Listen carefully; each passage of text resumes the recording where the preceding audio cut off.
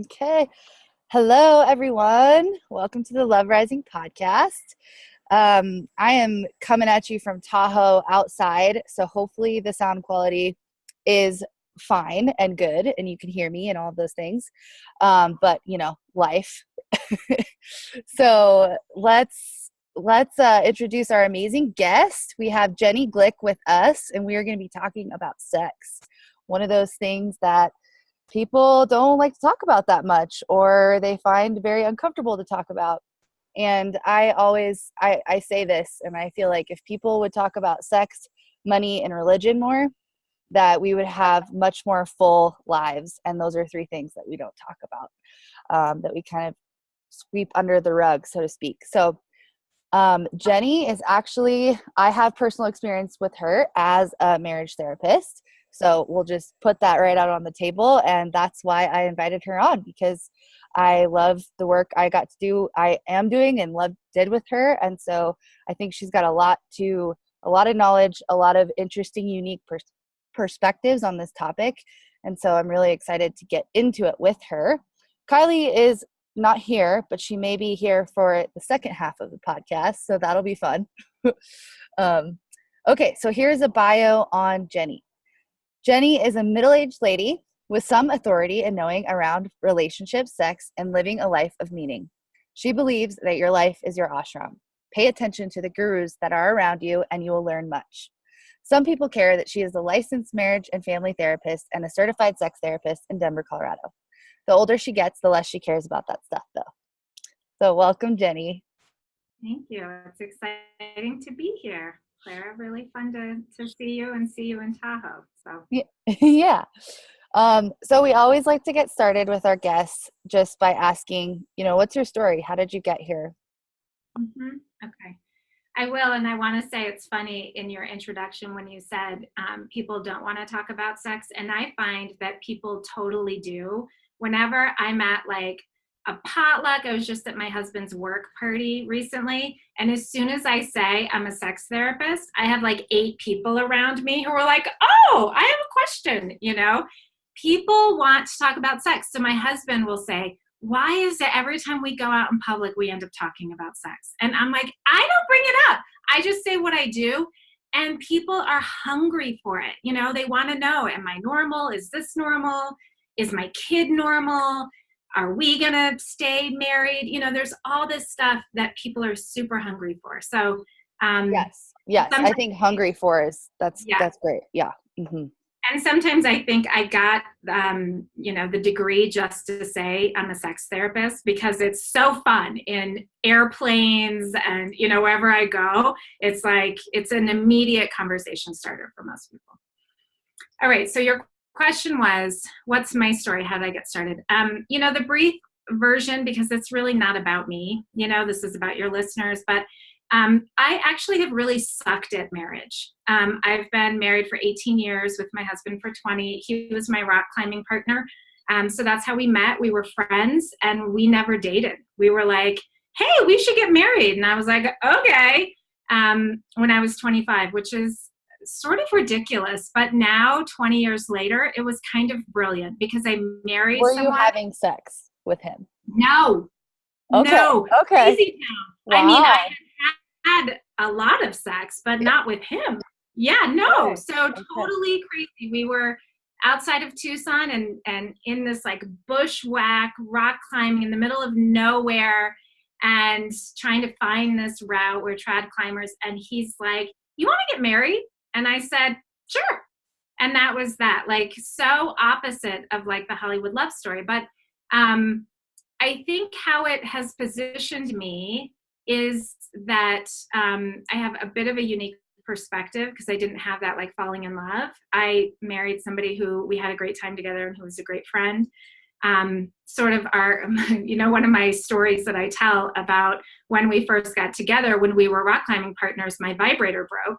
And I told him, I'm like, my vibrator broke. And he's like, oh, I'll fix it. So I legit give him my vibrator. And he just like gets his little toolkit and fixes he's like, it's a motor, and was unfazed. It was like I gave him a blender, right?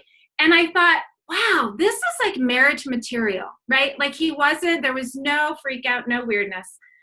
So at any rate, so we got together, we got married. He was a triathlete. We were very athletic outdoors people. And 8 months later, he got hit by a car and died, actually. And they brought him back to life.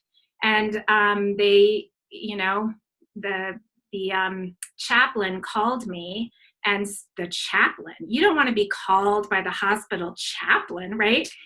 And I'm thinking, oh my gosh, he's not going to make it. And they said, we're going to have to amputate his leg, which just, I mean, again, I was 26 at the time.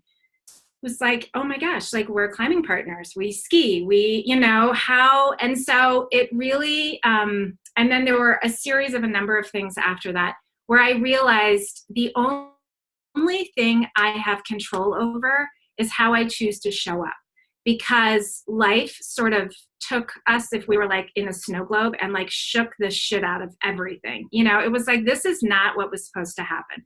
We were supposed to travel. We were supposed to not be getting surgeries. And the other piece was when he was in the hospital, day 3 in the ICU, I found out I was pregnant.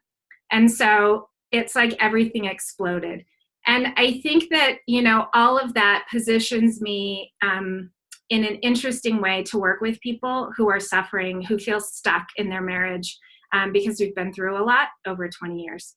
So fast forward to how and why I do this work. I know relationships are the most important thing. Was that before you decided to be a therapist or after? Yeah, good question. So at that point, I had a graduate degree in women's studies, and I was running group homes for pregnant and parenting teenage girls. So I was sort of therapist. I wasn't a licensed therapist. So I was like in mental health and social work. But shortly after that, I realized I want to help kids and families. So I started there. I was a play therapist first. And then I'd work with kids, and then I'd give them back to their parents, and their parents were screwed up. And I'm like, this isn't working. I need to work with the parents. And so I shifted my focus about 12 years ago to working pretty much exclusively with adults, but with couples 70% of the time. And then realizing I didn't have enough training in sex. Most couples therapists, so note to your listeners, if you're looking for couples therapy, you need to ask the question of the potential therapist, what percentage of your clientele are couples? Many therapists say they do couples therapy, but they don't have actually the training in couples therapy. They had one class, right? Those of us who specialize in it, it's like we work and breathe it. It's all we do. And that's very different. So it's a difference between seeing your family practice doctor and your gynecologist. Like there are just some things you want a specialist for, and this is one of them. And it's the same with sex. Most, in my marriage family therapy degree that I did, my second graduate degree, I got one class in sex. One. That's ridiculous, right? And so I went back to do the 3-year certification in sex therapy, and now I'm like steeped in it. Yeah. So. Wow, 3 years. 3 years. 3 years. And it took me 3 years. You can do it in 2, but I was working full time, and you do. It's a cool program. You hang out in a lot of dungeons, and you expose yourself to all kinds of things to really see who do you want to work with. Yeah. So it definitely was an experience. Yeah. Oh, yeah, it's so interesting. So do you feel, so it wasn't really your personal experience with your kind of marriage being blown up that made you want to be a marriage therapist? It was more just the kind of nature of your work, like as it progressed, evolved. No,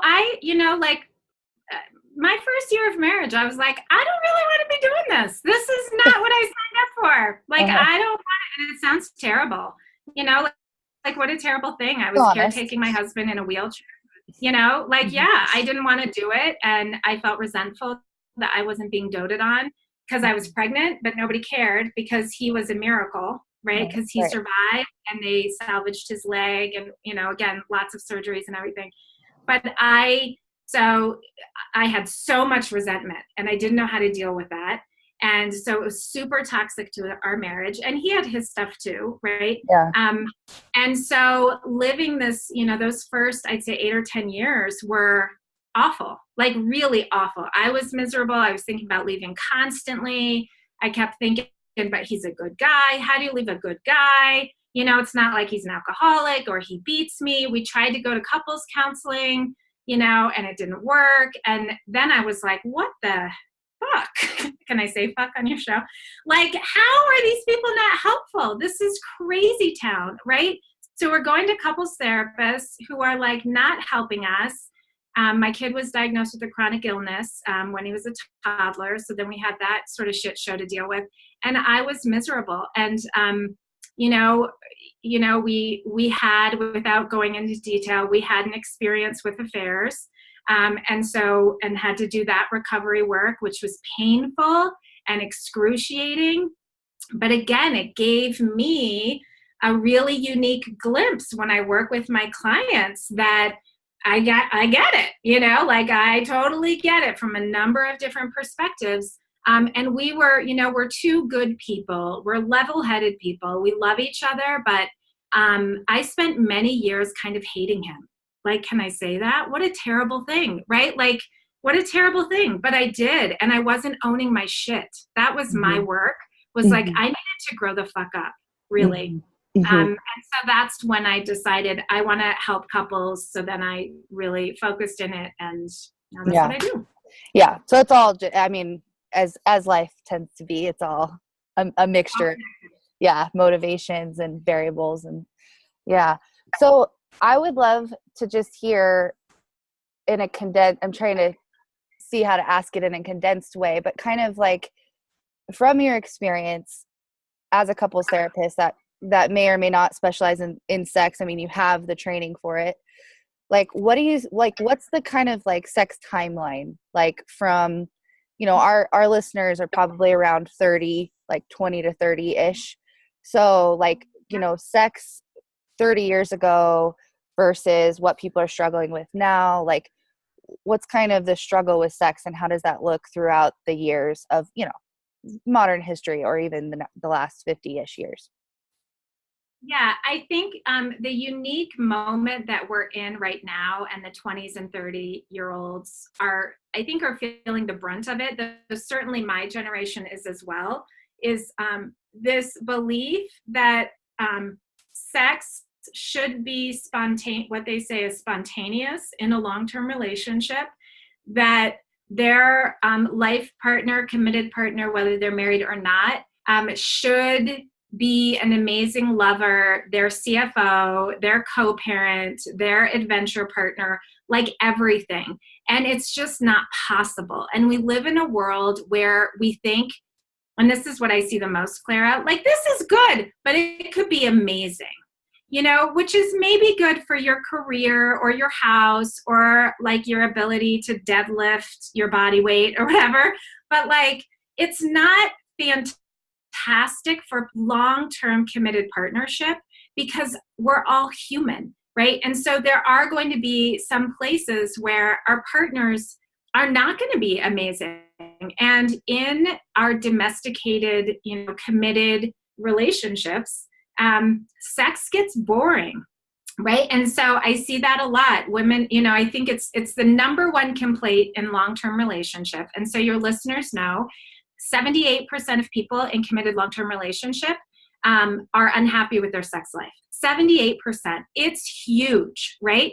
And usually that change happens when one of three things happen. They move in together, they have a child, or they get married, right? Because what happens then is your psyche wakes up and is like, oh my gosh, I'm going to heal my childhood wounds with this person.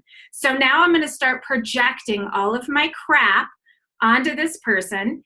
And so for me, it was like resentment. It was all my stuff. It had nothing to do with my husband back then when I decided, why did I do this? It was my garbage that I was projecting onto him. And because we were immature and I didn't know that, I thought it was him. I thought it was his problem, right? And so what we're struggling with now is wanting it to be amazing and better and having this total bullshit belief that it should be spontaneous when, you know, most people come in here and say, why can't we have spontaneous sex like we did when we were first dating? And it's because, here's the answer, it wasn't spontaneous sex when you first were dating, because you would, call your partner on Tuesday and say, let's get together on Friday. So you'd fantasize for 4 days, you'd get shaved and showered and do your hair and think about what you were going to do. You had a 4-day buildup, right? So your like desire level is like at a 7 or 8. And then they walk in the door and touch you and you're like, right? You explode with desire. And we say, oh, it's so spontaneous. It was not spontaneous at all. We don't do that now. When you're in a committed relationship, you're like in each other's space all the time. You go to the bathroom with the door open. You roll over and are like, you want to do it? Like, I'm kind of tired, but you want to do it? Like there's no anticipation. And so we have to realize that part of what makes sex feel good is the buildup. So we have to learn how to play with anticipation and with kind of growing that desire and with danger. And there's, with the 50 Shades that, has come out in the last 10 years, a lot of women, especially who've read that book, more women than men, but certainly men, danger is hot. Right? I don't know what's going to happen, And so even if you didn't like 50 Shades, for many people, it wasn't their cup of tea, but I had many women say, I read that book, man, and I was so turned on, even though mentally or politically or socially, I was like, that is fucked up, right? And it's because our bodies can be aroused by this idea of danger. So did I answer your question? Yeah, totally. And there's so many like follow-up questions to that, but just to stick with like the kind of timeline, to add something to it. Do you know Esther Perel? Have you heard of her? Of course. She seems been to be a mentor of mine for 5 years. Oh, okay. So I just found out about her like literally like a week ago, and I've been kind of, digging into her stuff, and like you might have even mentioned her, but I never like clicked until I heard of her on this podcast. But I thought it was really good and like succinct that like we as our society, we get more and more choices, and we're led to believe more and more that we should feel that we should be happy, that we should always be looking for the next best thing, that we should always kind of be reevaluating, like, am I happy right now? Is this good for me? Is my job the best thing for me? Is my partner the best thing for me? Is my dog the best kind of dog? Like it's like we're always kind of wondering about all of our choices, like that FOMO thing almost. And in relationships wise, she was just saying how that doesn't breed commitment, right? But it can breed a very happy relationship. Like ultimately at the end of all of that, if you do end up staying with your partner and you're both kind of on that path of like, let's keep improving, let's keep looking at ourselves and exploring, these patterns, then it has the ability to make this like a good relationship, a good thing, but that it can also create a lot of issues with commitment, and probably, Absolutely. Yeah. Mm-hmm. Well, and I would say too, that part of that, I think the key part of that is that when we say we keep working, what it is I do my work. Because what so many women, I'll be straight with you, come in here and say is like, I'm pretty good. He needs to do his work, right? And so then we collapse into this, like, we need to work, meaning if he would do A, B, and C, it would be much better for me. And instead we need to like look at ourselves, right? And when I have anyone who says, I'm not sure what my personal growth work is, I say, hang out with your partner and see what you're triggered by. And that's your syllabus. Like, you wonder what your work is, that's it, right? Yeah. And so what our grandmothers had that we don't have is this, they had a really strong narrative that you get married and you stay committed, right? And there's a real kind of sanctity and container in that you're not questioning the container repeatedly. And I think it's dangerous when we are continuously questioning the container because the container can't settle, and lots of people then don't feel safe in their relationship, and so they don't actually do the real work of vulnerability. and huge proponent of Esther Perel's work, Esther. And she, her Mating in Captivity book shifted the course of my profession hugely. I think it's been about 8 years since it came out. Anything you can get your hands on of hers, I think is wonderful. Her book, The State of Affairs, is fantastic. And again, she's really a thought leader in my world and is pushing the edge of what and how we think about things like infidelity, which I think is so important, because the statistics are somewhere between, if you're in a marriage, so this is heterosexual people mostly, because we're the ones who've been able to marry over the last 15 years, that in a committed relationship, you have a 40 to 70% chance that one of you will have an affair. So it's super high. And so we do need to learn how to have a different conversation about infidelity, because it's happening all the time. So it can't be that we're all broken. It's probably that we need to rethink the institution of marriage in some ways, Yeah. Yeah. Cool. Awesome. So what do you think as in your experience, what do you think that the biggest, you said the biggest kind of issue is that people assume sex should be spontaneous, and it just isn't in a married relation, in a long-term relationship. So, what's the solution, or like, what should people do instead? I think it's kind of like the obvious question. So there are several things. One is, I tend to see that a lot of women don't actually really know what they want. What they know is, I don't want what he's doing. I don't know what I want, but I don't want that, right? And so the first thing is really important to get clear on, like, how do I want to be touched? How do I want to be seduced? How do I enjoy anticipation? What brings me pleasure? And to be able to be in a relationship with one's own sensuality and sexuality. Because if I don't have a relationship with my own sexuality, I cannot share it with somebody else, right?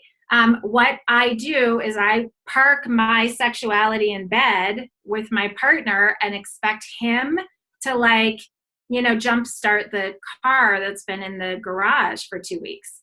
And that's not fair, right? And it certainly won't make you feel like you have a spontaneous, hot sex life. So the first thing is to get to know your own sexual template, right? What turns me on? So read erotica. If you're a porn consumer, consume porn. But please, footnote, consume ethical porn. You can Google ethical porn and find lists of ethical porn where the people are paid well. I call it Whole Foods porn, right? And so it's like porn that you can feel good about supporting, because a lot of the free porn out there is sex trafficking and minors and people who are, on drugs and all kinds of things. So we don't want to consume that porn. Choose ethical porn, which means you probably have to pay for it, and good things you need to pay for, and that's totally fine. But there is some free stuff out there too. So if that's your jam, do that, right? Read erotica. There are tons of great erotica books out there, depending on what your appetite is.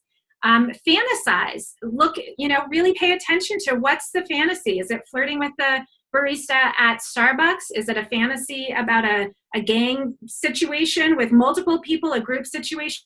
And know that fantasy does not mean that's what I want to do.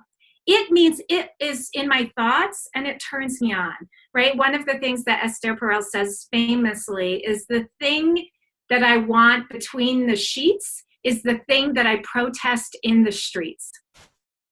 Okay, so the thing that, I'm a card-carrying feminist. I have a graduate degree in women's studies. And so a lot of us who are like out there with the pussy hats and whatever, right? The erotic template has to do with power and control then, right? Because, and I see this all the time with type A women who are successful and they command everything, and they come in here and they say, you know what, Jenny, I just want my husband to take me and fuck me, which is like, right? It blows people's minds. And the women are like, oh my God, how can I say that? I'm like a feminist and equal rights for everyone. Like, what a terrible thing. but it's true, right? It's true that like, where is it that there's a place that I can be where I can feel like somebody else takes charge, right? And certainly that's not every feminist fantasy, but that's something that I see quite a lot of. And so getting to know what's hot, and then don't have, when we have a lot of shame about it, then I keep it hidden. And then I show up in the bedroom in a way where I can't let all of me express, right? I can't talk the way I want to talk. I can't tell you to narrate a fantasy in my ear. I can't ask you to blindfold me. I can't blindfold you. I can't do whatever it is that I want to do.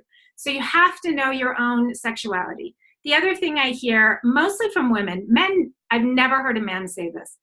Women say all the time, well, he should just know.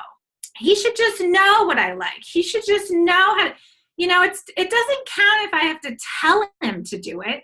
And I'm like, okay, that's bullshit, okay? Because, so it's like this. If I like my steak cooked medium rare, how the fuck is my husband supposed to know that unless I tell him, right? And if he cooks it or anybody else cooks it wrong and it's not how I like it, they want to serve me something that I like. So I should say, could you cook it more? Could you cook it less? Right? And so to really play with, there's nothing wrong with saying, I really like it when you do this. This makes me hot. Rather than, don't do that. Why do you do that? Right? That's called emasculating energy, and it will kill that sexual little bit of ember that's starting to come up. Right? So we have to learn how to be playful. We have to learn how to build anticipation. So I have to flirt with my long-term partner if I'm in a long-term relationship. Send little texts that are flirty. Leave a little Post-it note. Fantasize. Your biggest sexual organ is your mind. So fantasize. Think about them, somebody else, a whole bunch of people, whatever you need to do to kind of get that engine going.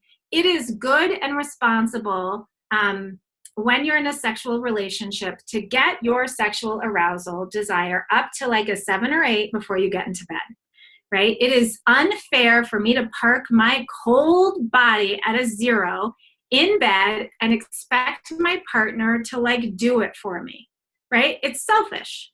And then if they don't do it right, for me to say, I didn't like that. I want you to do it differently. You never do it right. You should just know. Like, when I talk about in my story how I needed to grow up, a lot of us just need to grow up. Like, grow up. No, that's not fair, right? Like, take some accountability for your sexuality and then ask your partner, what do you like?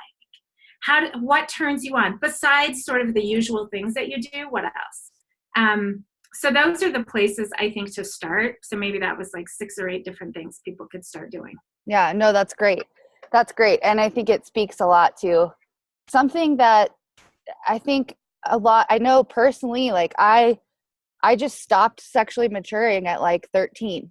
Like, I had an experience, not a great experience. And I think after that, it was just like, I'm just going to shut down when this starts to happen, and there was like never any.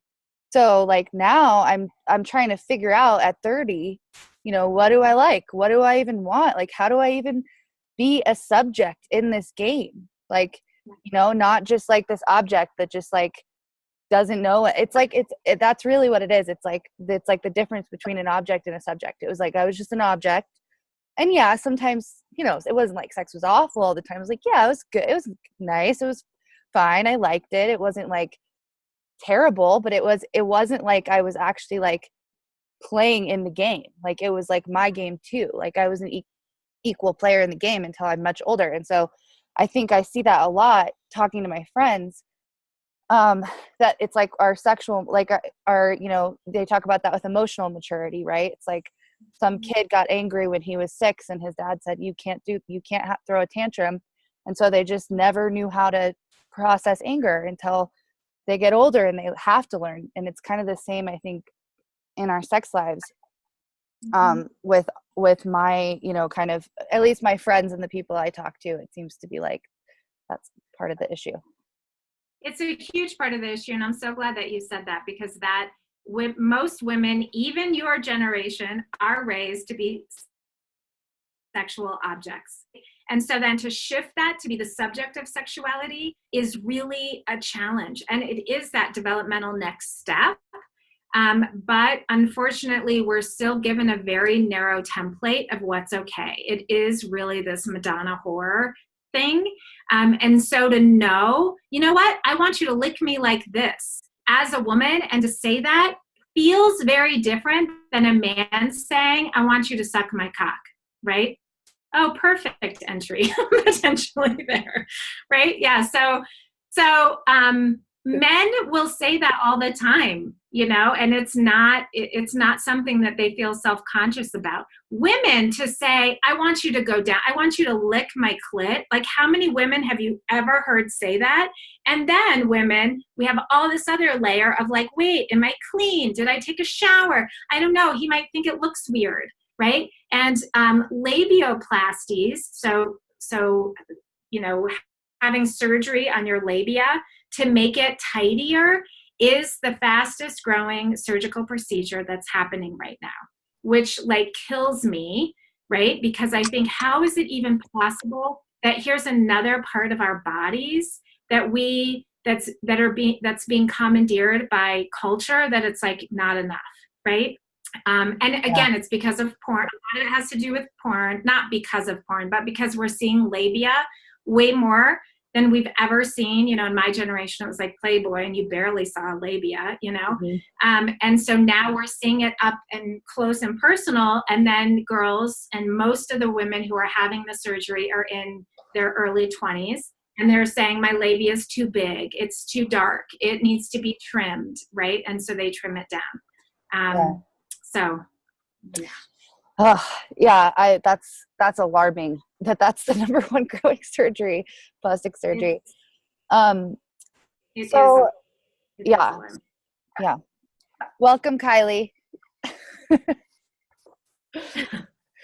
Sorry for my delay. Thank you. I just realized that you were texting me, and I was like, oops, that didn't work, because I was just like listening to Jenny, like, yes, this is awesome. That's okay. I didn't want to miss anymore, so keep rolling with it. So I was curious, because that was kind of like, there's two things that came up. One is that like that there's a lot of body shame, and this could be, you know, just the space in which I work, because I work a lot with body image, disordered eating, that kind of thing. And there is like an element of like claiming your body. Like, I almost feel like you can't even get in the bedroom and try those different things to become a subject of the sexual encounter, not an object, unless you know, have dealt with some body shame. Because I feel like, and maybe not in older women, but I think with my generation, I feel like it's ubiquitous, like across the board. Like, everyone is a little bit afraid of, you know, showing their body in a certain way, or they're just obsessing about it in their mind, you know, like, oh, does this look right? Does this, you know, I don't like this part of me. So there's that. And then there was also, you know, what about men? Like, because that, it seems like a lot of the sexual complaining is coming from women, which I think that's probably more so true. But I'm just curious about, like, what do men complain about? Like, are they just like, I wish you would just have more sex with me? Or is it like more complicated than that? Okay, I'll try to get to all of those. Make sure if I forget one of those questions, tell me. Yeah, you know, men are different. Sort of my analogy is, men are like dogs and women are like cats. And again, I say this as a card-carrying feminist. Like, sometimes stuff comes out of my mouth and I'm like, I cannot believe I'm saying that. Like, it's so against everything that I believed and knew to be true in my 20s, but I was wrong. So like, my dog always wants her belly rubbed, always, like every time, and every time it's good, and every time she loves it, and it never goes wrong, right? The cats that I've had, like, sometimes want me to like snuggle them, but then will claw my face and run away for 2 days and disappear. And like, it's like, there's not a prescriptive way of touching cats that's always gonna work. And that's kind of like women. You know, we're a little bit more like cats. Like, yesterday I wanted you to touch me like this, but now I don't, because we had a fight, or you didn't put the dishes away, or you didn't text me back, or all the things. And I'm not saying that like we're wrong. Our brains are literally different, right? Women's brains are like spaghetti. So everything is connected to everything. So what happened 3 days ago totally impacts my sexual arousal right now. Completely, right? Men's brains are like little boxes, and they go from work box and they leave it, and then they go to sex box. And in sex box, I want to have sex. I'm totally good at having sex. And it's not connected to work or the bills or that my in-laws are downstairs or anything. It's just not for most men. And again, I'm dramatizing a little bit to make a point, but that's usually what I see. And so we have to understand one is not better than the other. There's some interesting evolutionary psychology out there that says, men needed the box brain because when they went out to kill the woolly mammoth, they needed not to be worrying about the argument that you had 2 days ago in the cave, right? So they had to learn how, we've evolved like that.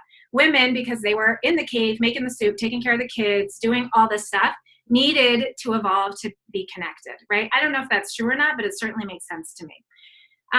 Men, the way I've seen porn affect men is men will come in here and say, I have erectile dysfunction.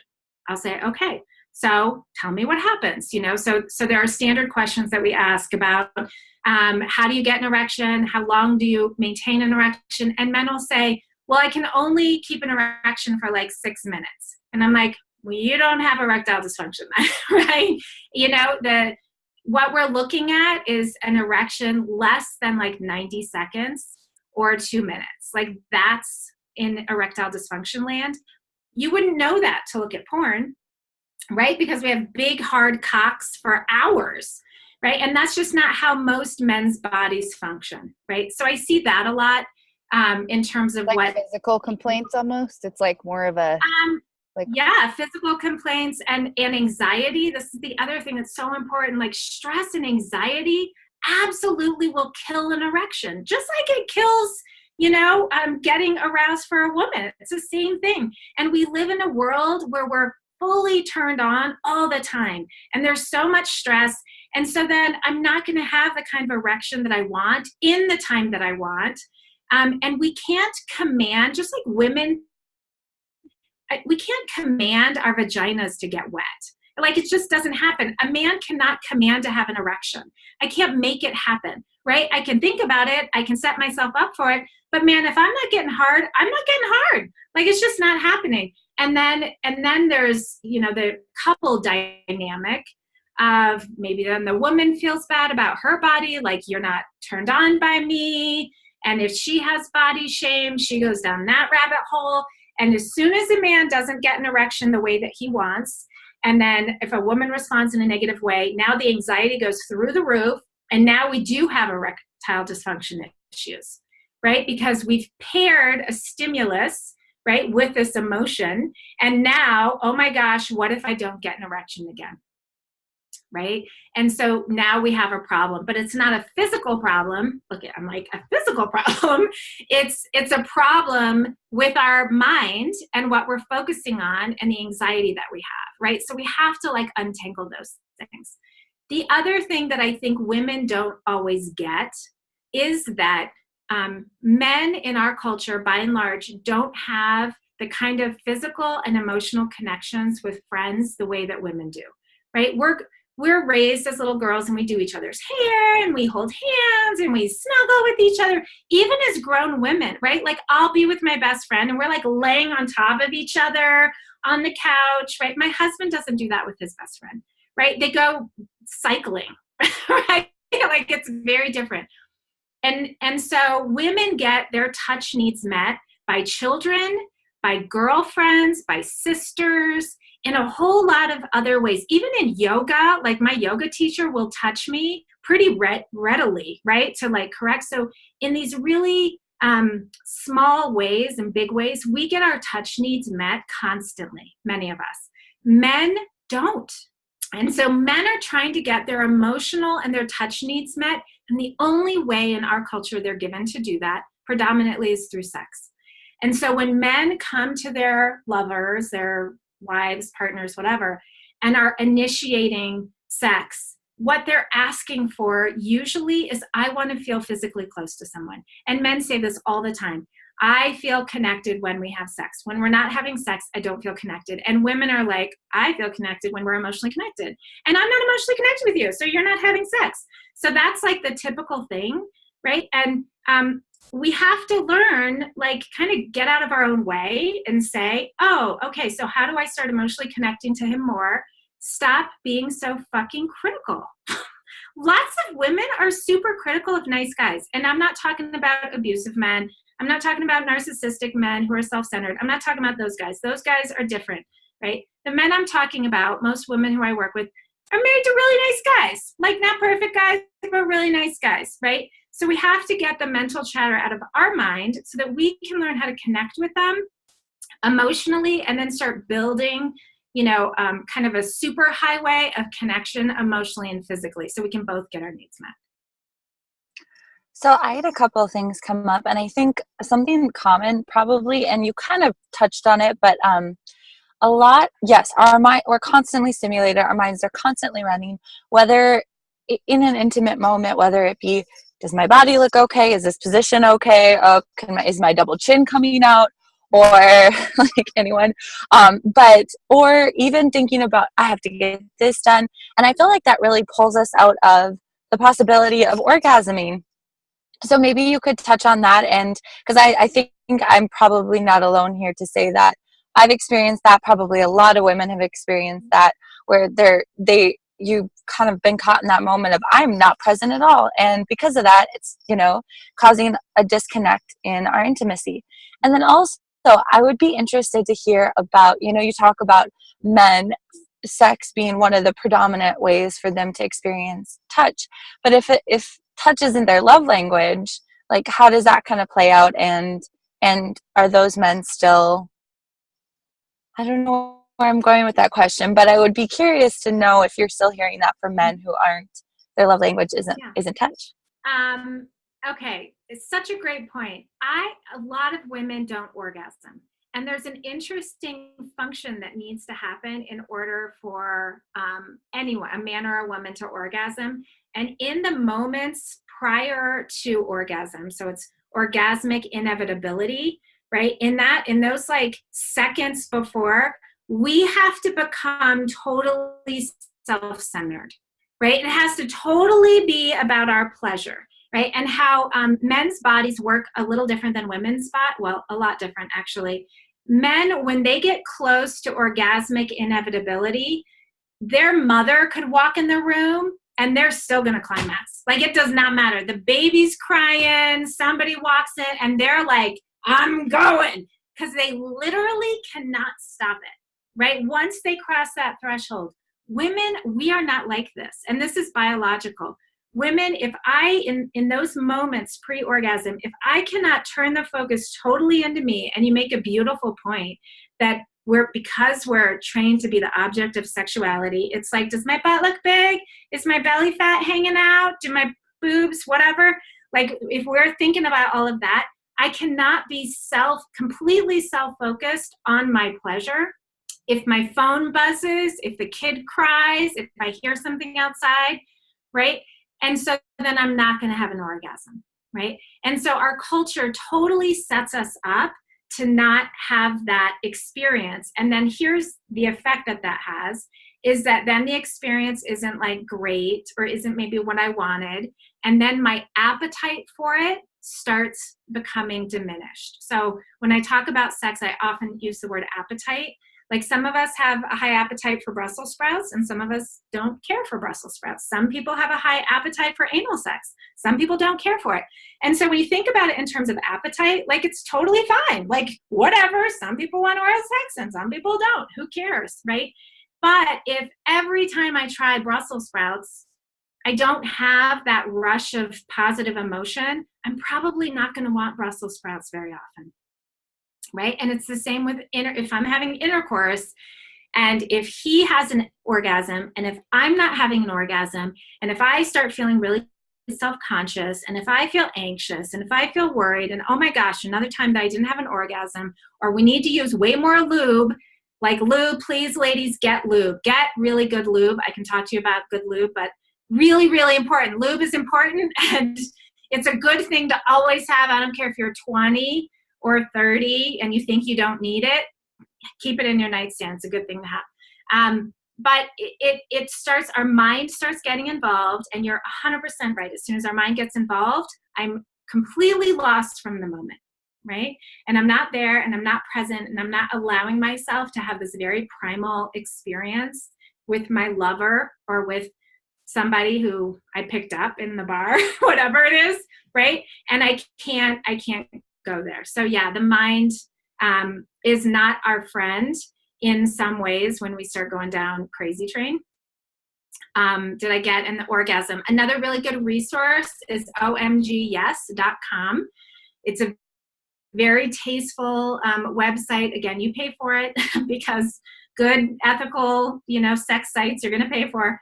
But it's all like normal women of all ages self-pleasuring and how they do it, because most women are surprised and worried that they are not orgasming in the ways that they think they should, right? And so it's a great resource of tools and information, and it's just fantastic. I send a lot of my what we call non-orgasmic women there, just to get some support and some training. I've heard of that, and I've had people tell me it's awesome too. I haven't looked at it. I wanted to ask, because it kind of came up when you said, or guy you brought home from the bar, because I think our generation kind of struggles with this. It's that, is there such a thing as just sex? Like, can you have kind of meaningless in a way, like, but still like it's healthy for everyone involved? Like, is that possible? To the degree that it's possible for you to turn off your thoughts, sure, right? Like what gives anything meaning is the story, the narrative that we stick to it, right? What gives an affair a meaning is the story I stick to it, right? If I don't have a story around it, then my husband had, sex with somebody. Okay, well, he's a mammal, and human mammals have sex since the beginning of time with other human mammals, and human female mammals, especially since the advent of birth control, have done the same, right? And if there's no story around it, then it can just be sex.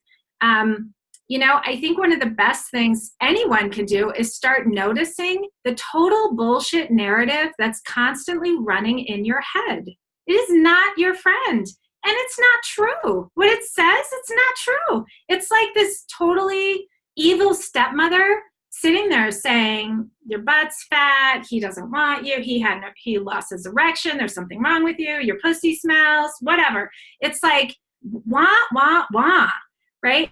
And many of us continue to feed this loop constantly. Start noticing the moments in your day where this is quiet, where your mind is quiet.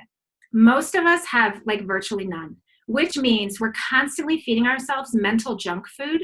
And then we wonder why we are like metaphorically morbidly obese, because we're consuming it, right? And it's not true. It's just not true. So if we can learn how to just be in the present moment, like, oh, I'm with this person. We're naked. We're in bed. This feels good. This doesn't feel good. I'm going to ask him to move his hand. Like if I can just be there, right, and be in the feeling of being seen and feeling loved, if it is a lover person that you're with, and feeding that, right, what I focus on grows. So my mind starts planting these seeds, right, creating this path that my emotional and physical body is going to walk down. So if my mind has all this fear, criticism, worry, my body and my emotions are going to follow it. So yes, it can be just sex, but good luck. I have a question. And this might be kind of a loaded question, and I feel like it might be like anything else where it depends on the person and it depends on the relationship. But how many times a week, or how active should you be sexually to have a healthy relationship? I know, people love that question. That's like the number one question. It's like, am I normal? Am I normal, or is he wrong? Like that's usually what it is. it's, whatever feels good for you and your partner is what it is. So, I mean, truly, that's it. Doctors like to say 2 to 3 times a week, and it's bullshit. That's not true. I work with so many people who have sex twice a year. Okay, that's what works for them. Like, and if you're in a long-term, many years or many decades, like I'm in now, like you have some chunks of time that's like, well, there wasn't much sex happening then. And it's like, whatever. Like we didn't eat many Brussels sprouts during those years. Okay, moving on. We found other things. We were traveling a lot, or we were fighting, or we had newborns, or we had whatever, right? And so, again, we attach meaning to all kinds of things. And that's our problem. When I look at, am I connected to myself? Do I feel good about myself?